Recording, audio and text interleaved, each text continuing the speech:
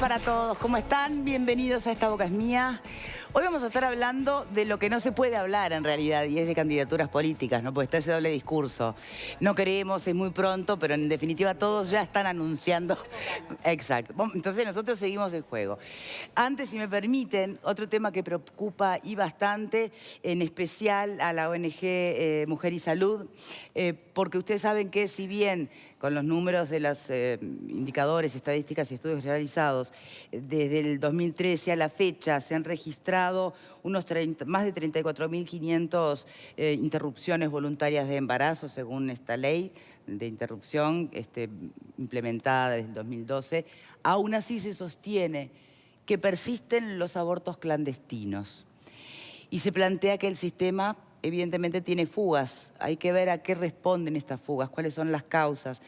Si tiene que ver con una cuestión todavía muy cultural, si hay presión social, es por los objetores de conciencia y que las instituciones no están respondiendo como se comprometieron a hacerlo por esta ley, o si en definitiva el mismo trámite o procedimiento impuesto en la ley es demasiado engorroso y para mujeres jóvenes que, bueno, tienen miedo, dudas, no es el mejor procedimiento.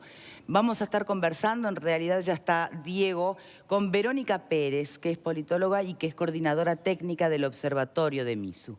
Buenas tardes.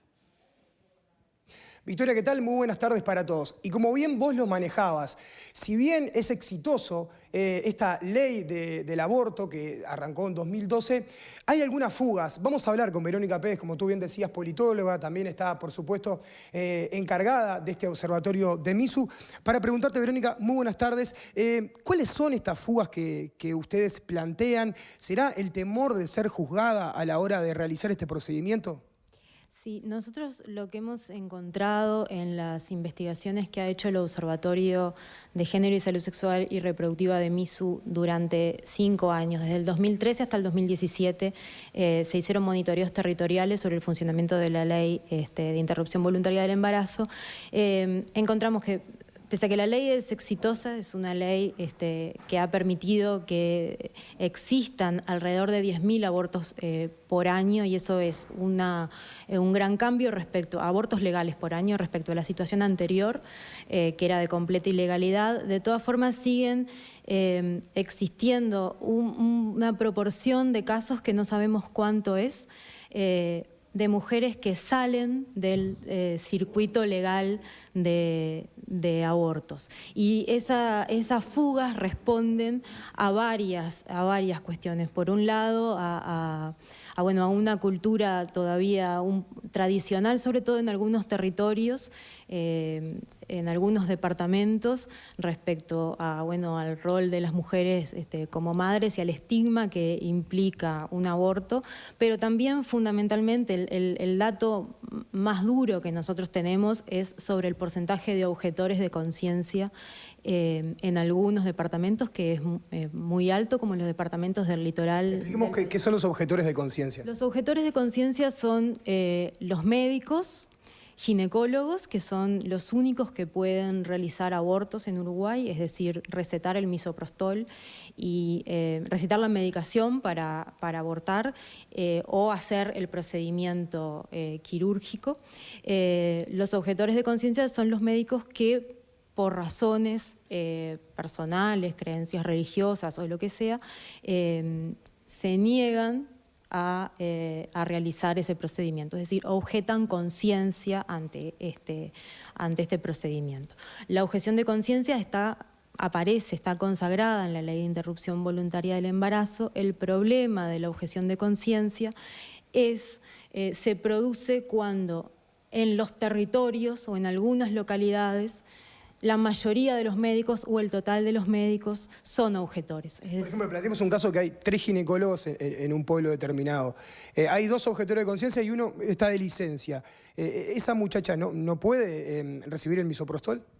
Bueno, cuando hay una localidad con con porcentajes muy altos de objetores de conciencia, o en ese momento, como tú dices, no hay un ginecólogo que pueda recetar el medicamento, lo que ocurren son traslados, es decir, las mujeres se trasladan. Los centros de salud aseguran que estas mujeres reciban el tratamiento para abortar en otro lugar, ¿ah? Pero esto a veces implica traslados de mucha distancia, ¿no? Y los traslados suponen complicaciones para las mujeres. No solo trasladarse muchos kilómetros, sino ausentarse de los hogares, dejar a sus hijos porque eventualmente tienen otros hijos e hijas solos, o buscar la forma de resolver esos cuidados. A veces no solo son hijos, sino otras personas dependientes de las que estas mujeres se encargan. Dejar sus trabajos también, ausentarse de sus trabajos, porque muchas veces el traslado puede ser tener que venir a Montevideo, ¿sí? Entonces, imagínate, puede ser recorrer 300 kilómetros, 400 kilómetros, es una cuestión que uno no resuelve en un día, ¿no? Entonces, bueno, estas complicaciones que se generan en lo que nosotros llamamos la ruta del IVE legal, seguramente está influyendo en estos porcentajes de fugas de mujeres del sistema legal de abortos. Victoria, te escuchamos. Sí, tenía un par de preguntas. ¿Hay sospechas de que en realidad detrás de los objetores de conciencia hayan casos que más allá, o en realidad en vez de objetar por razones filosóficas o religiosas, lo que tengan de fondo es oposición política al gobierno? Nosotros eso no lo sabemos porque no hicimos una investigación sobre las razones de la objeción de conciencia. Lo que nosotros hicimos fue una investigación intentando estimar los porcentajes de objetores de conciencia en el territorio.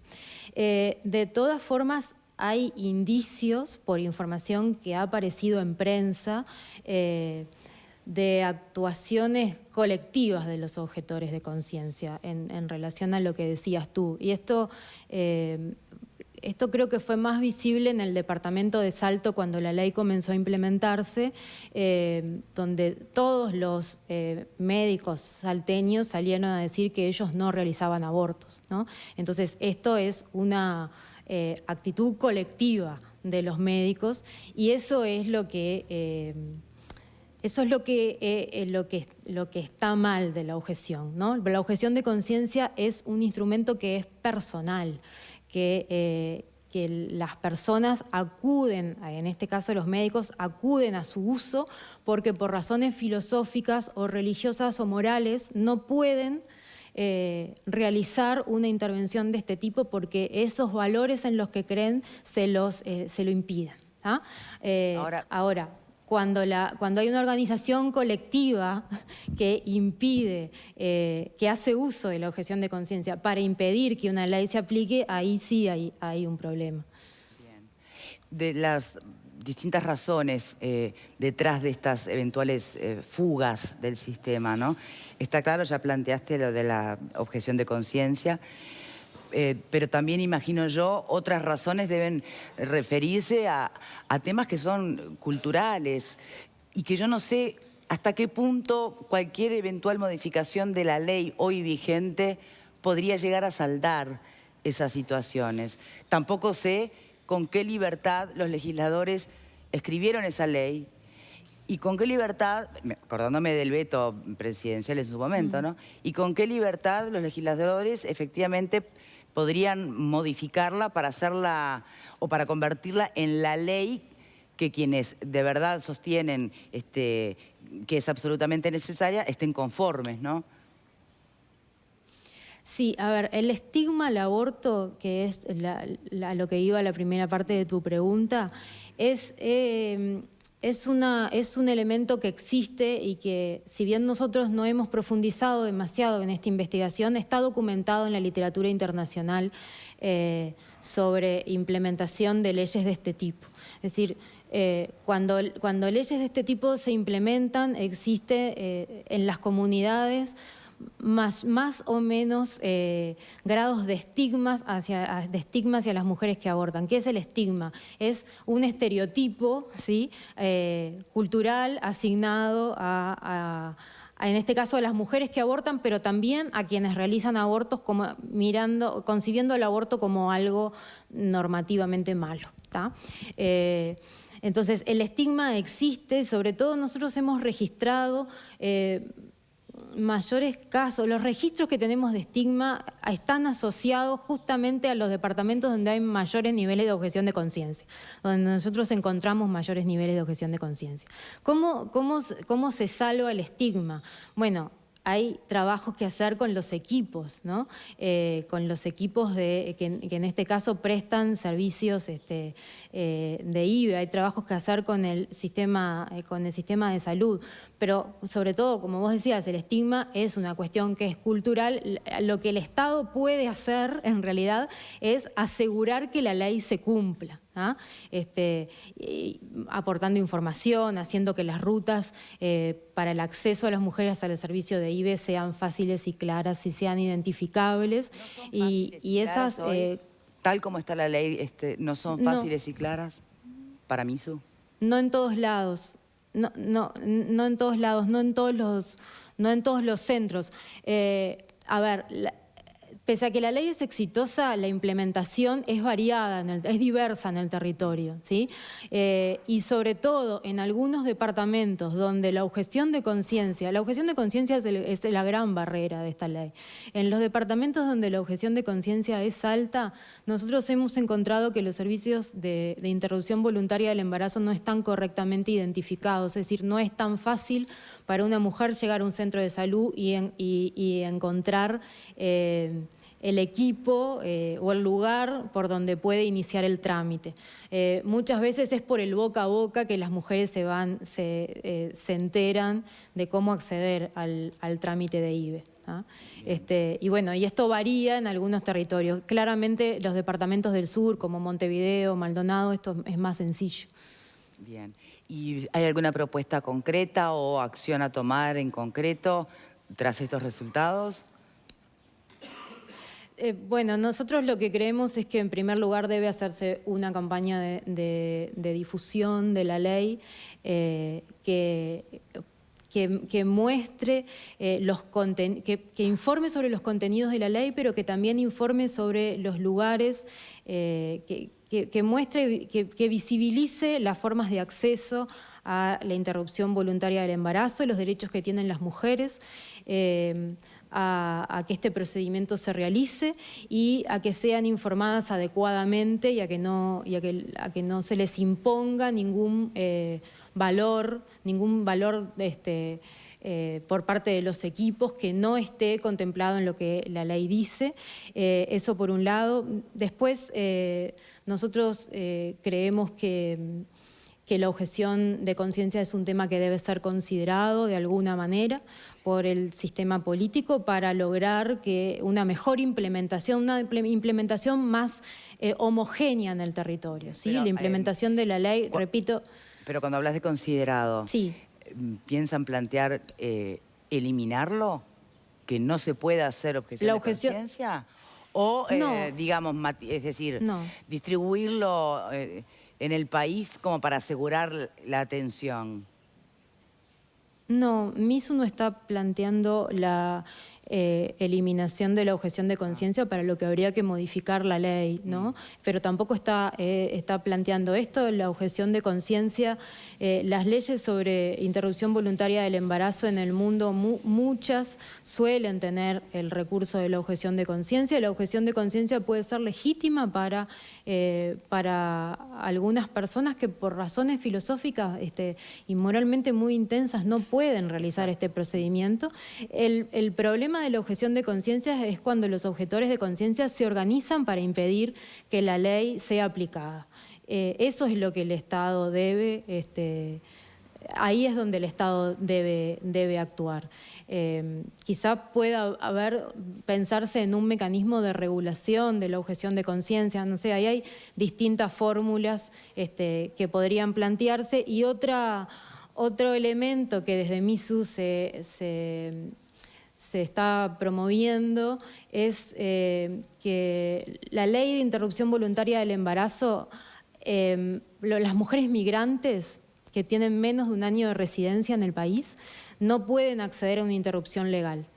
Y esto, bueno, es un problema para una población migrante creciente que Uruguay está teniendo en los últimos años y bueno, donde estas mujeres que muchas veces están en situación de vulnerabilidad, que no tienen trabajo, que tienen pocos contactos, muchas veces son pobres, tienen que acudir a un aborto clandestino cuando tienen un embarazo no deseado. Ahora, ¿estas mujeres quedaron afuera por qué? ¿Expresamente en esta ley? La ley estableció, sí, la ley estableció que quienes pueden acceder a la interrupción voluntaria del embarazo son las ciudadanas uruguayas y los migrantes con más de un año de residencia en el país. Entonces, quienes son migrantes, residen en el país, eventualmente con deseos de quedarse, pero tienen menos de un año de residencia y están pasando por una situación de embarazo no deseado, quedan fuera del procedimiento legal. Bien. Verónica Pérez, coordinadora técnica del Observatorio del MISU, muchísimas gracias por esta nota. Muchas gracias, Diego, para ti también. Gracias a vos. Gracias, Victoria. Adelante. Bien, nada sencillo, los desafíos que tiene esta ley, ¿no? Es muy complicado y porque aparte la ley nació renga, entendámonos. Acá el aborto estaba penalizado, acá se trató de despenalizar, pero se hizo un procedimiento tan engorroso. Bueno, y muchas el aborto veces... tenía, no era penalizable bajo determinadas circunstancias. Sí, pero la mayoría de las circunstancias eran muy... Entendámonos, la mayoría de los abortos no estaban en esas circunstancias. El aborto era penal, era delito en este país. Perdón. Después de las 12 semanas sigue siendo. Bueno, es otra más de las cosas engorrosas de esta ley. Esta ley fue un arreglo, el pacto de la placenta, parece que fue hecho por hombres fundamentalmente, de una mujer tuvieron muy poco para decir. El primer objetor de conciencia al aborto es el presidente actual de la República, no nos olvidemos de eso. Y me parece que la cuestión acá central es que hay que facilitarle a la mujer la posibilidad de decidir libremente cuándo quiere hacer el aborto y de qué manera, porque lo que estamos haciendo es limitando un derecho que me parece que es no nos deja a todos iguales enfrentar a la ley. Y creo que desde ese punto de vista las mujeres no pelearon lo suficiente y al Parlamento fue un compromiso, no transó con esto porque si no, no salía. Y me parece que en lugar de favorecer, porque además, entendámonos, ninguna mujer usa el aborto como método anticonceptivo. Las mujeres que llegan al aborto es por causas o económicas, o sociales, o afectivas, o de familiares, lo que sea, por eso llega el aborto. El aborto no creo que ninguna mujer le diga, es una pavadita. No es una pavada, para nadie. Pero cuando lo hacen es porque realmente se sienten que no pueden tener ese vástago, ¿no? Entonces, hay que cambiar esta ley, sin duda. ¿Coinciden? Sí, no, el tema es que lo que plantea Alfredo nos remite al proceso de sanción y de aprobación de la ley. Si no hubiera habido esa transacción que Alfredo señala que hizo engorroso el procedimiento, no hubiera habido ninguna ley. Esa es la realidad. Y las leyes surgen por acuerdo político en el Parlamento, expresado por las distintas fuerzas que ya están representadas. Pero no representa a la ciudadanía. Bueno, si el Parlamento... La mayoría de la ciudadanía estaba a favor de legalizar el aborto. Si el Parlamento no representa a la ciudadanía, entonces ponemos un signo de interrogación sobre la democracia. Ahora, hay una cosa que a mí sí me preocupa, o sea, cada uno tiene un punto de vista y son todos respetables, pero hay una cosa que sí me parece que es muy riesgosa, es el tema de empezar a hurgar en la conciencia de las personas. O sea, cada vez que regular la objeción de conciencia. No, pero claro, pero profundizar, o sea, no alcanza con decir conciencia. ¿Por qué hay que agregarle, o por razones religiosas o filosóficas, y hay que no tiene ninguna religión? No está en el estudio, Perdón, estoy comentando lo que acabo de escuchar. Cada vez que se hablaba de la objeción de conciencia, a veces se decía cuestiones filosóficas o religiosas. La conciencia es un ámbito sagrado e íntimo de las personas. No hay que profesar ninguna religión para escuchar la voz de la propia conciencia. ¿De dónde sale eso de que uno tiene conciencia si tiene religión? O sea, que si no tiene religión no tiene conciencia la gente. ¿Qué significa eso? A ver. Y esto abre el camino a una especie de policía de la conciencia. A ver vos, a ver, tu conciencia. Momentito, me dejan terminar, me dejan terminar. Pero no divagues. No estoy divagando, estoy diciendo una cosa muy seria. La policía de la conciencia. No se puede. Hay que tener mucho cuidado con indagar en la conciencia de las personas. ¿Qué tienen que ir a preguntarle a cada médico? ¿Y usted por qué objeta? ¿Usted qué religión tiene? ¿Qué filosofía tiene? No, señor. La conciencia es un ámbito sagrado de las personas y hay que respetarla y escucharla. Y no andar poniéndole etiqueta y rubro, si es religioso, si es filosófico, de lo que sea. Es la conciencia, es una cosa sagrada de la persona. Victoria, y está contemplada en la libertad. Está contemplada en la ley. A ver, Más sagrada de libertad de elección. Vamos a aclarar algo. Yo creo que si interpretamos lo que decía la politóloga en el móvil, yo creo que lo que ella planteaba era cuando se actúa colectivamente, corporativamente. Justamente, justamente, estoy de acuerdo con lo que dice Graciano, que la conciencia es un ámbito propio, individual, sobre el cual nadie puede regular. A tal punto que a una pregunta específica tuya contestó que no conocían las razones porque justamente no se indagaban las mismas. Así que fue claro lo que recién dijo Verónica Pérez en el sentido de que no se indagaba. Y justamente porque el plantear el asunto desde una perspectiva de conciencia inhabilita por sí mismo, porque es un gesto individual, que lo hagamos en forma corporativa, como parece que estuvo ocurriendo en algunos sitios. Ahora, claro, es bien claro. ¿cómo Es decir, medir? si es colectivo, no es individual. ¿Y si es individual, no es colectivo. El tema es cómo medís si es una reacción. Y si todos nos juntamos y acá decimos, muchachos, desde la perspectiva de la conciencia, todos opinamos lo mismo, ¿verdad, muchachos? Obviamente, ese es un gesto colectivo. No vamos a cosas más sencillas. ¿Hay alguna declaración de los médicos? ¿Hay alguna declaración colectiva que lo dice? ¿Hay alguna declaración colectiva? ¿Cómo más allá de eso? Podrá ser coincidencia. Pero ¿cómo más allá de eso? Si es colectivo, tiene que estar firmado por la... Pero es curiosa la coincidencia, ¿no? El principal problema es la objeción de conciencia. No se está refiriendo a hurgar en la razón por la cual cada médico dice yo no practico este procedimiento. Se está refiriendo a que hay al menos 2 departamentos del país donde ningún médico realiza este procedimiento. En el resto tenés más del 60%. Hay departamentos como, por ejemplo, en Salto no se realiza, en Paysandú hay un 80% de objeción.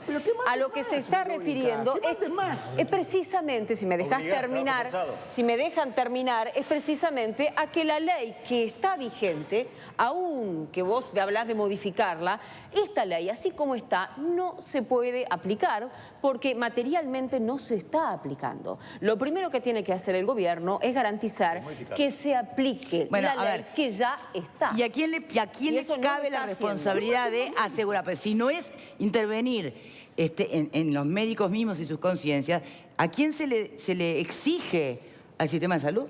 Al sistema de salud, que tiene que reasignar recursos, y en eso creo que estamos de acuerdo. Si aprobamos una ley, se aprobó y ahora hay que cumplirla, señores, no puede ser que hay mujeres que viven en determinado departamento que no acceden a esto que hoy es un derecho y hay otras mujeres que sí pueden acceder.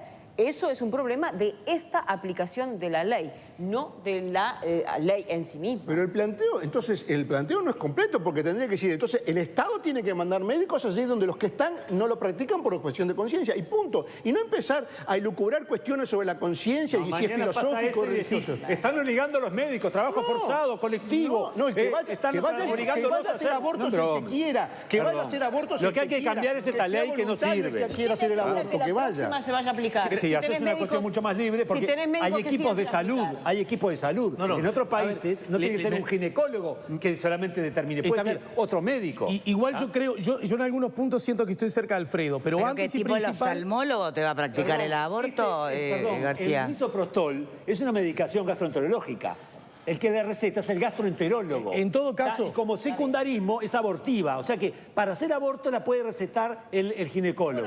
Pero el gastroenterólogo la receta libremente. Igual, al pasar acá algo se dijo que me parece que tiene que ver con la esencia de esta ley. Cuando se sostiene que manden médicos a aquellos que quieran hacer abortos, bueno, cada uno elige cómo definir las cosas. En todo caso, se está obviando lo principal. No se mandan médicos para hacer abortos. Se tendrían que ejercer las condiciones objetivas para que las mujeres sean beneficiadas por la ley, que es otra cosa muy distinta. Pero en un mundo gobernado por varones, queremos que el asunto es ese, que manden hombres, que manden médicos, a ver que le hagan los abortos, ¿verdad? El tema es, en un Estado de Derecho, hay que aplicar la norma y hay que aplicar la ley. Y mucho más si la ley no te gusta. Así es donde se ve los verdaderos demócratas.